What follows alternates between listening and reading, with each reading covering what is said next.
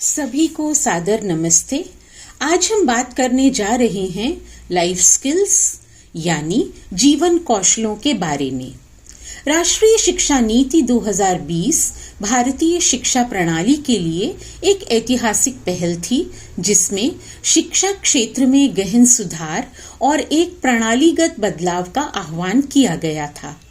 इस नवीन नीति में जीवन कौशलों यानी लाइफ स्किल्स को पाठ्यक्रम के अंग के रूप में शामिल करने की अनुशंसा की गई, जहां दृष्टिकोण यह है कि हमारी भावी पीढ़ियों के समग्र विकास पर ध्यान केंद्रित करने के लिए शिक्षा को महज शैक्षणिक परिणामों तक सीमित नहीं रहना चाहिए, बल्कि हमें इससे आगे बढ़ने की आवश्यकता है।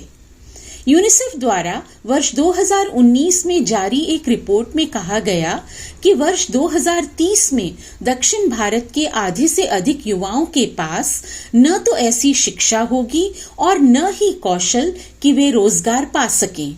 यह आकलन हमारे भविष्य की गंभीर वास्तविकता को उजागर करता है। भारत में समस्या केवल बेरोजगारी नहीं है, बल्कि रोजगार पा सकने की अयोग्यता भी है। इसीलिए आइए आज समझते हैं जीवन कौशल या लाइफ स्किल्स से अभिप्राय है क्या।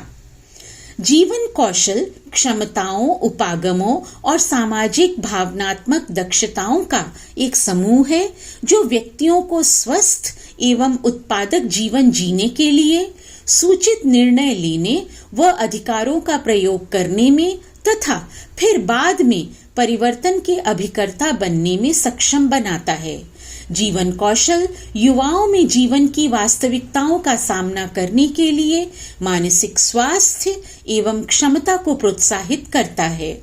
ये कौशल साक्षरता, संख्यात्मक ज्ञान, डिजिटल कौशल जैसे मूलभूत कौशल के विकास का समर्थन करते हैं। साथ ही शिक्षा में लैंगिक समानता, पर्यावरण शिक्षा, शांति शिक्षा या विकास के लिए शिक्षा, आजीविका एवं आय सृजन और सकारात्मक स्वास्थ्य संवर्धन जैसे विभिन्न क्षेत्रों में भी इनका उपयोग किया जा सकता है।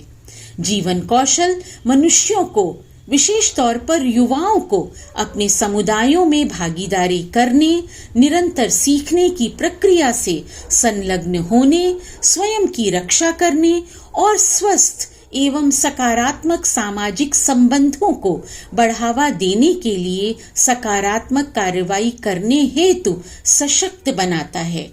भारतीय संदर्भ में जीवन कौशलों की आवश्यकता क्यों है?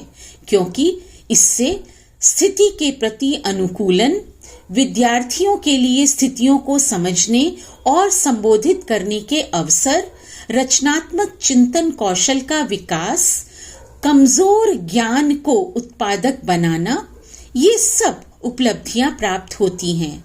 राष्ट्रीय उपलब्धि सर्वेक्षण जैसे अनेक सर्वेक्षण जो आए हैं अभी सामने, उनका कुछ वृहद स्तरीय आकलन है कि जिन्होंने 8 वर्ष की शिक्षा के बाद भी बच्चों में भाषा और गणित सीखने के खराब स्तर की ओर लगातार हमारा ध्यान आकर्षित किया है। यदि इस प्रकार के कौशलों का विकास नहीं होता है तो मानव पूंजी का ह्रास होता है, असमानता बढ़ती है और इस प्रकार से समुचित तौर पर, समग्र तौर पर किसी भी समाज का विकास नहीं हो पाता है। इसीलिए आज के दिन हम सब यह तय करें कि जीवन कौशलों का विकास न केवल युवाओं के लिए बल्कि प्रत्येक मनुष्य के लिए परम आवश्यक है, जिससे वह सक्षम बन सके और न केवल अपना बल्कि समाज के प्रत्येक व्यक्ति का जीवन सुधार सकने में मददगार साबित हो। जय हिंद, जय